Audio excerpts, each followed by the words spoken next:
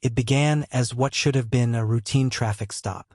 A quiet street, flashing blue lights, and the request to pull over for what the officer described as a minor violation. Nothing unusual, nothing newsworthy, or at least that's how it should have gone. But in this case, the encounter unfolded in a way that shocked an entire community. Within minutes, a situation that could have ended with a ticket and a wave turned into an incident that left deep scars. On a family, on a city, and eventually on an entire nation. People watched in disbelief as the footage, recorded on body cameras and cell phones, spread across social media. They saw the fear in the driver's voice, the escalating tension, and the decisions that would turn one stop into a flashpoint. This wasn't the first time such an incident had occurred, but something about this one, its rawness, its undeniable nature, made it impossible to ignore, and it forced the country to confront uncomfortable questions. Why do these stops so often escalate for certain groups of people? How did we get here? And what will it take to finally break the cycle? Today, we're diving deep into the story of a traffic stop that became more than a traffic stop. It became the spark that set off a nationwide demand for justice, accountability, and change. It was late evening, just after dusk. The driver was on their way home after a long shift at work. They weren't speeding. They weren't reckless. The only issue, according to the officer, was a broken taillight, a simple repair, a minor violation, the kind of thing that, in many cases, results in a warning or at most a small fine. But for some drivers, particularly those from marginalized communities, even the most minor stop carries with it an undercurrent of fear. And that fear isn't unfounded. It's built on decades of data, personal stories, and historical patterns that show how quickly a routine stop can spiral. The officer approached the window. The driver, aware of the risks, placed their hands on the steering wheel, kept their movements slow, and addressed the officer with respect. They knew the drill. They had been told by parents, relatives, friends. If you're ever pulled over, don't make sudden moves. Keep your hands visible. Say yes, officer, and no, officer. Survive the stop. Despite these precautions, the stop began to escalate. The officer's tone was sharp. The driver's attempts to explain went unheard. Within minutes, backup was called. Lights filled the street. What started as a broken taillight became a scene. And then came the moment that changed everything. Whether it was miscommunication, fear, or a rush to judgment, the stop ended violently. The driver was forcibly removed from the vehicle. What should have been a $50 ticket turned into a tragedy. The neighborhood quickly filled with flashing lights, neighbors filming from porches, and cries of disbelief echoing through the air. This wasn't just another incident to be swept under the rug. It was a visible, undeniable example of a system that too often sees certain lives as expendable. The footage hit the internet almost instantly.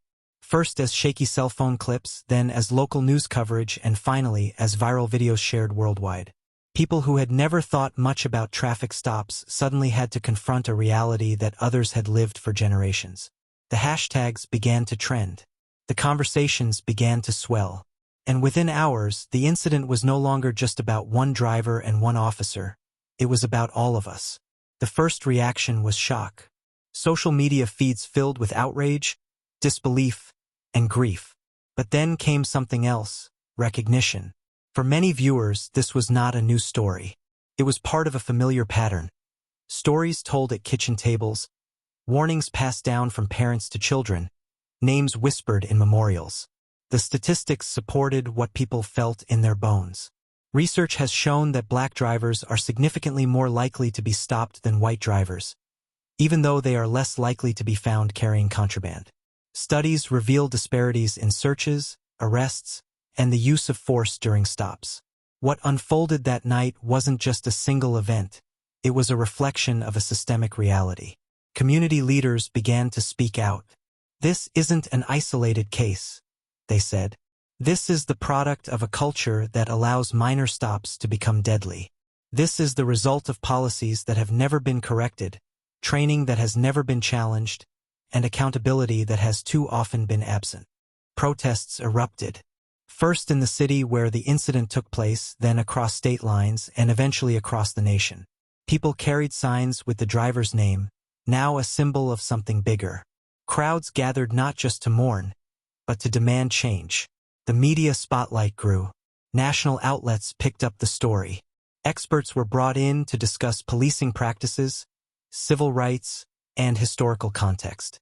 Politicians released statements. Some called for reform. Others dismissed the outrage as overreaction. The divide was clear.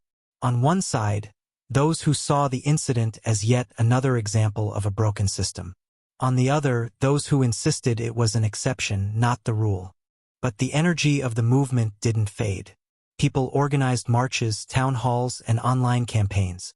They called for body cameras, independent investigations, and the end of policies that allow minor traffic violations to justify aggressive policing. City councils debated reforms. State legislatures introduced bills. Some passed. Many failed. But the momentum was undeniable. One stop had pushed the nation into a conversation it could no longer ignore. As the weeks turned into months, the movement evolved. It wasn't just about one driver, one officer, or one city anymore. It was about a pattern of injustice that spanned decades. Activists connected the dots, linking the incident to larger issues of systemic racism, mass incarceration, and economic inequality. The slogan "Driving While Black" became a rallying cry, shorthand for the lived experience of countless people who had been profiled, harassed, or endangered during traffic stops. The stories poured out on social media, in community forums, in op-eds and documentaries. Students organized campus protests. Faith leaders held vigils. Artists painted murals. Musicians released songs. The story transcended the courtroom and spilled into every corner of public life. At the same time, lawmakers faced pressure like never before. Bills were proposed to limit pretextual stops, the kind where officers use minor violations as excuses to pull people over. Civilian review boards were strengthened in some cities. Police departments introduced new training programs. But for every reform proposed, there was resistance. Police unions pushed back, warning that restrictions would make their jobs harder. Some politicians dismissed the movement as anti-police. Others used it as a wedge issue to rally their bases. Still, the voices of ordinary people grew louder. Families who had lost loved ones spoke at rallies. Survivors of violent stops shared their testimonies. Scholars connected the movement to a long lineage of civil rights struggles, from the Montgomery bus boycott to the March on Washington. And through it all, the central truth remained. This movement was born from pain, but fueled by hope. Hope that by confronting the truth, the country could finally build a system that values every life equally. Years have passed since that night. The street where the stop occurred looks the same. The intersection still has traffic lights. The houses still have porches. But for those who lived through it, nothing is the same. The incident became a turning point, a moment when the private fear of being pulled over became a public reckoning. A moment when the invisible became visible. And yet, the work isn't finished. Traffic stops still carry disproportionate risks for marginalized communities. Videos continue to surface. Families continue to grieve. Cities continue to pay out settlements that reach into the millions, draining resources from schools, housing, and public health. But there has also been progress. More cities are experimenting with non-police alternatives for traffic enforcement. More states are collecting and publishing stop data.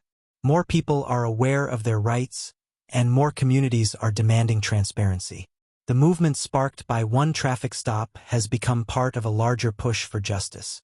It connects to campaigns against mass incarceration, for economic equity, for voting rights, and for representation. Because at the end of the day, the struggle for safe streets is the struggle for equal citizenship. One traffic stop changed everything. What should have been a forgettable moment became the catalyst for a movement that continues to shape our future. And that is why telling these stories matters. Because behind every headline is a human being, behind every statistic is a family, and behind every protest is a demand for dignity.